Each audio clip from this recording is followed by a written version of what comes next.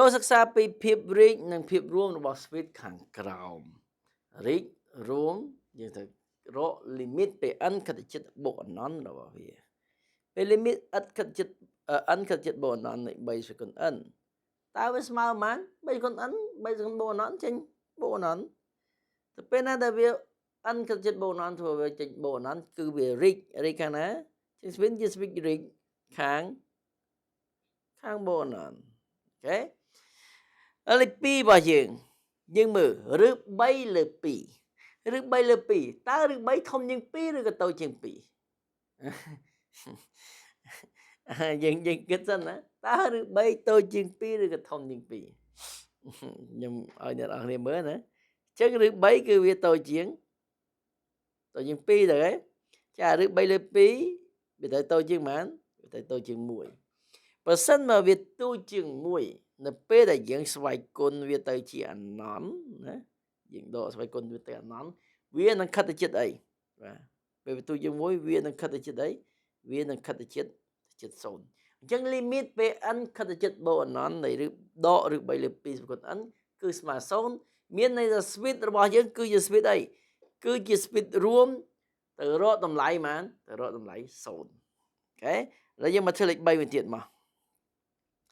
ឬ5តើឬ5ធំជាង2ឬក៏តូចជាង2ឬ5ធំជាង2វាធំជាងឬ4មិនអញ្ចឹងបាទធំជាងឬ4ខ្ញុំធំជាង2ប្រសិនមកវាធំជាង2មានន័យថាឬ5លើ2វាធំជាង1ណាវាធំជាង1បើសិនជាយើងដាក់ដកឬ5លើ2វាត្រូវទូជាងដក1ហើយគុណញ៉ាដកចូលណាបាទឥឡូវបើសិនយើងដាក់ស្វ័យគុណបាទឬនៃ5ដកឬ5លើ2ស្វ័យគុណ n មានន័យថាវាតម្លៃនៃ limit របស់យើងពេលដែល limit n ខិតទៅជិតបូកអនន្តរបស់យើងនៃអាហ្នឹងបាទពេលដែល n របស់យើងវិជ្ជមានជាចំនួនគូពេលវាជាចំនួនគូវានឹងទៅជាតម្លៃវិជ្ជមានខាងលើទេខាងបូកអនន្តដល់ពេលវាចំនួនសេសវាមកខាងដកអនន្តអញ្ចឹងមានន័យថាតម្លៃរបស់យើងនេះវាអាចចេញទៅខាងបូកអនន្តវាអាចចេញមកខាងដកអនន្តវាអាស្រ័យជាមួយនឹង n របស់យើងសេសឬក៏គូចំពោះ speed ប្រភេទហ្នឹងយើងហៅវាថា speed រីកហើយ speed ឆ្លាស់ណារីកខាងបូកអនន្តផងរីកខាងដកអនន្តផងព្រោះវាអត់មានកន្លែងដែលវាទៅច្បាស់ទេវាអាចចេញទៅជា n ស្វ័យគុណគូទៅខាងបូក